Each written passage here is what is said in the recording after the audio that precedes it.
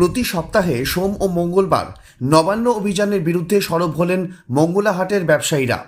জানালেন নবান্ন অভিযানের বিরুদ্ধে এবার তারা হাইকোর্টে মামলা করবেন। প্রতি সপ্তাহে বিভিন্ন রাজনৈতিক ও অরাজনৈতিক দল নবান্ন অভিযান করার ফলে হাওড়া ময়দানে বন্ধ হয়ে যায় হাট, যার জেরে ইতিপূর্বেই ক্ষতিগ্রস্ত হয়েছেন লক্ষ লক্ষ ব্যবসায়ী।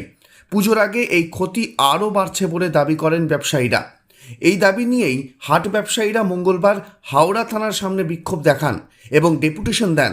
একই সঙ্গে হাইকোর্টে মামলা করার হুঁশিয়ারিও দিলেন তারা। আজকের কর্মসূচি হচ্ছে যেরকম বিগত 1-1.5 মাস যাবৎ প্রতি সপ্তাহে সোমবার আর মঙ্গলবার আমাদের হাটটাকে বন্ধ করে দেওয়া হচ্ছে। কীভাবে? কেন প্রশাসনের উপর একটা বার্তা আসছে সরকার কর্তৃপক্ষ থেকে যে আমরা যেহেতু হাট সোমবার মঙ্গলবার করি, সেই সোমবার মঙ্গলবার সমস্ত রাজনৈতিক ও অরাজনৈতিক দল যত আছে সবারই একটাই চিন্তাভাবনা, সোমবার নাহলে মঙ্গলবার নবান্ন অভিযান, নবান্ন অভিযান, নবান্ন অভিযান। আমরা যে সমস্ত রাজনৈতিক ও অরাজনৈতিক দল, এমনকি স্বেচ্ছাসেবী সংগঠনরা যারা এই সোমবার মঙ্গলবারটা করছে, তাদের কাছে আমরা বারবার জানাই যে সোমবার মঙ্গলবারটাকে বাদ দিয়ে তারা অন্যদিন করুক। কারণ আমরা বুঝি আমরাও মানুষ, তারাও মানুষ। আজকে চাকরিহারা বলুন, অভয়াকাণ্ড বলুন, আদার্স যারা আছে, ডিএ যারা আছে, তারা সবাই নবান্ন অভিযান করছে সোমবার মঙ্গলবার।